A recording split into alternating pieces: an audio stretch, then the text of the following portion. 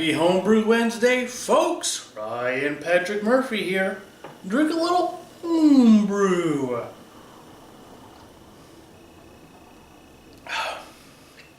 You know, I'm not sure that I would brew this beer again, but it does keep growing on me.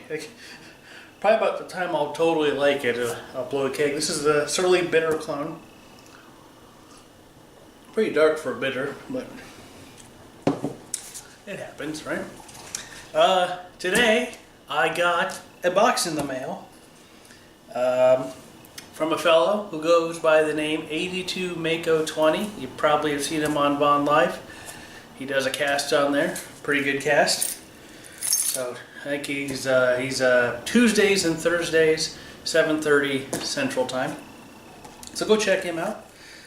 Let's see what's inside. I haven't opened it yet, so I mean, I'm just cutting into it now. So I'd be lying if I said I don't know what's inside, though.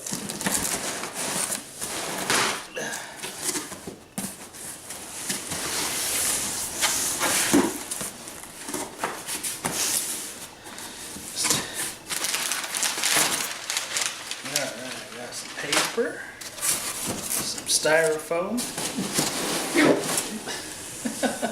Careful, I don't want to get the packing peanuts in the beer. Okay, I think that comes in. Some more paper in the bottom. So we have here, I'll throw this away, a basic brew ingredient kit. This is the Great Pumpkin Ale from DeFalco's. It's a brew shop that Mako likes to go to. Has an OG of 1054, ABV of 5.5%, 22 IBUs, and SRM of 10. So this is down in Houston, Texas. Let's open it. Let's see what's in the DeFalco kit. You guys probably know Glenn from. He sent Craig a few beers, a couple beers at least. The Pedro the Welder and the Big Ass Brown. It's a Big Ass Texas Brown. Alright, so got our nifty ingredients list here and instructions. So we'll pull this out. The vacuum pack, you know, I've never had grains out of this vacuum sealed before. And it seems like a metric crap ton of grains. You could like knock somebody out with this. That's pretty cool. Let's see what's all in here. This has one muslin bag of crushed grain. Okay, so they don't say on here what's in it. That's all right. That's okay.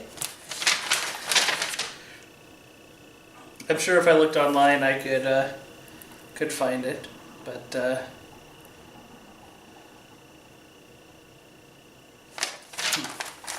We will move on then.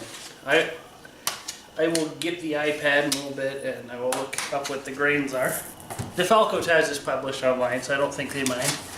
I think it's important to know what's all in your beer. In case you want to buy one, you should know what's in there. We got a little baggie here of stuff. We have a packet of Burton water salts. I've never used these. I don't know if I will or not. I may just do it. Just to say I did. See how it changes the beer. A packet of SO4 yeast, pretty common yeast, pretty good stuff. I like to use that one. We have an ounce of Mount Hood hops for bittering. It's 5.6% alpha, 6.5% beta. So for bittering, it probably goes 60 minutes or something. I haven't looked too close at the instructions.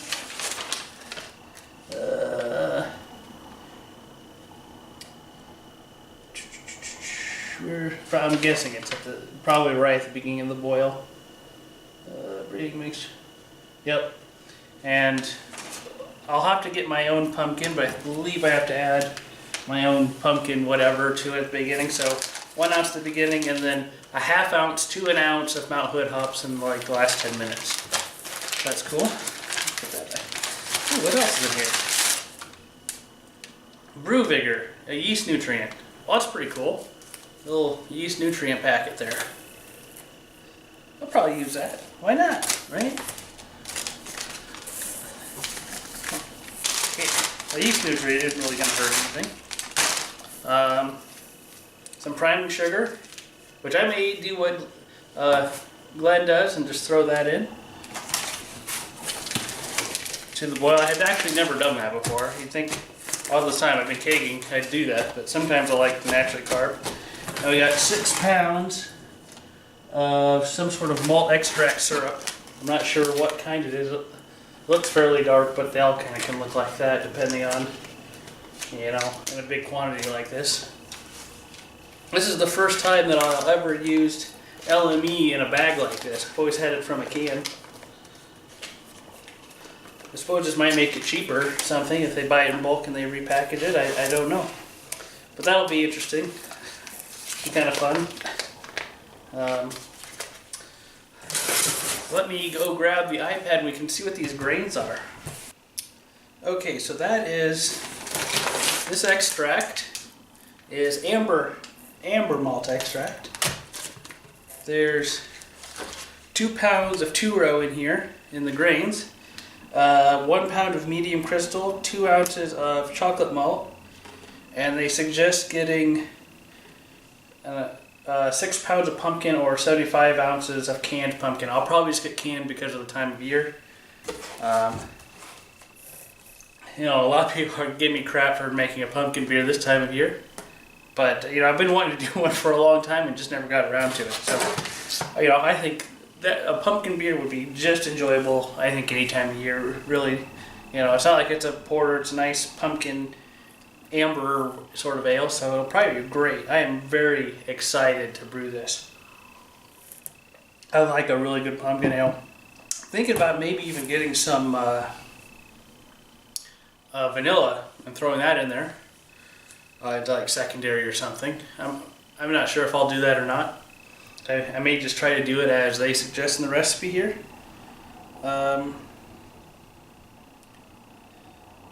Oh, and they also did suggest adding some spices to this. I guess it did not occur to me there aren't any spices in here, so I am going to have to get some of this to, especially if I don't use the pumpkin, which I think that's pretty much required. But some 3 cinnamon sticks, 2 whole nutmegs, and 5 whole allspice.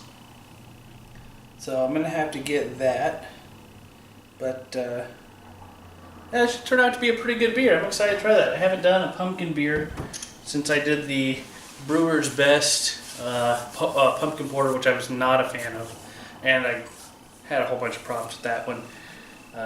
All the way through the brew process on that one I had issues.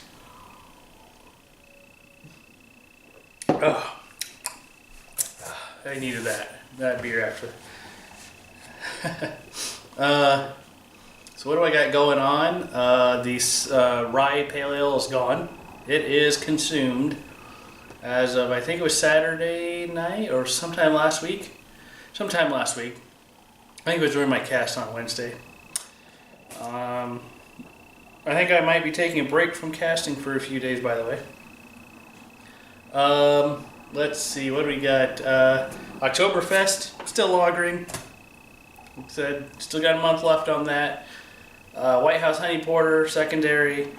Mexican Cerveza it's sitting in primary.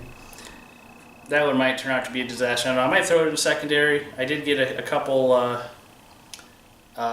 plastic carboys, so I could put that beer in secondary. The Dave's British Bitter is still in primary. I probably should move that. And what else is in there? There actually is not one more beer that I put it in the keg. The Irish Red Ale is in the kegerator. It's probably needs another day or two to carbonate. I probably won't be able to drink it until Saturday, but you know what? I like to take a sample early. Who doesn't? Let's give it a little sample. It's going to be a little foamy and probably gotta find a quick glass here. There we go. Got a nice sample glass. It's going to make a huge mess. Probably spray all over the place. In that case, I should probably turn the gas off or something.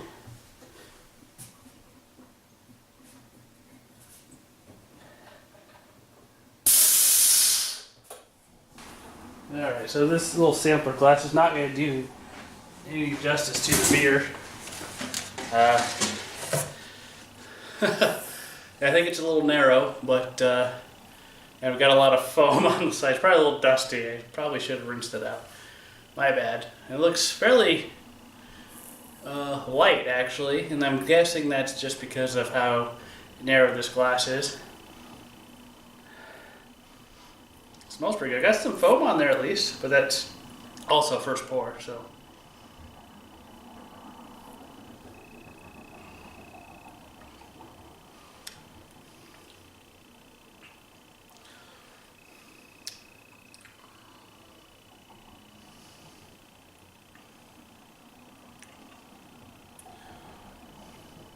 Wow. That's actually really good.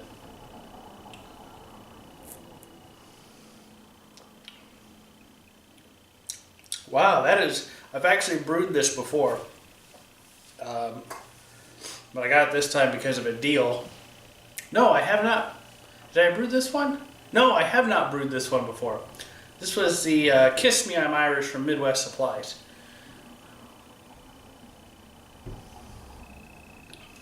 Wow, I really like that. That's a very good beer. A little light, but like I said, I'm sure that is because of the glass. I should get a real good Irish glass. My Imperial pint glass. I'm sure that'll darken up a little bit. Wow, that is awesome. That tastes like a really solid Irish red ale. Of course, it tastes a little bit different from the other beers I've been drinking. So there's always that first shot where you're like, ugh. Yeah, but, you know, your taste buds adapt there and it's like, whoa. It's actually is really good. So, folks, just want to give thank you to 82 Mako 20. Thank you, buddy, for sending me this recipe kit. I am looking forward to brewing it up. I'm going to get the canned pumpkin and those spices that they suggested, and yeah, get this brewed. I don't know when I'm going to brew it. I have about 1 or 2 kits before this I actually need. There's one I definitely have to get brewed. The Iowa Carver had given me a kit months ago that he had got for Christmas the previous year, so we're going to see how those Northern Brewer kits age, especially the mini mash. That's a vanilla porter. I need to get that brewed definitely.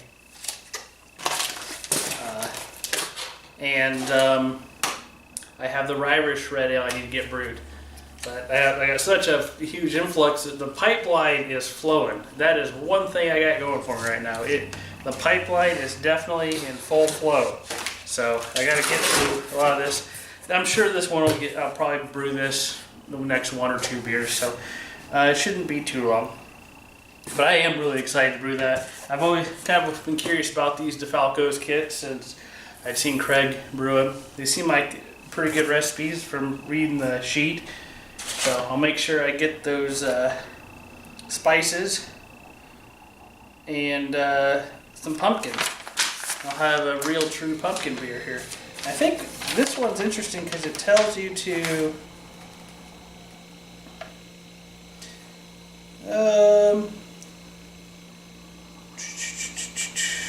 I think it had you put this in the boil. The pumpkin right in the boil at the beginning or something. I'm not quite sure. You can check that out online. So this is from DeFalco's, the website defalcos.com. That's DEFALCOS.com. I believe you can order things straight from them online. I'm not 100% sure because I haven't done that yet. But it sounds like their kits are pretty solid, good kits. I haven't, Craig seemed to like the ones he got from Glenn. I'm sure this one will be pretty great. I can't wait.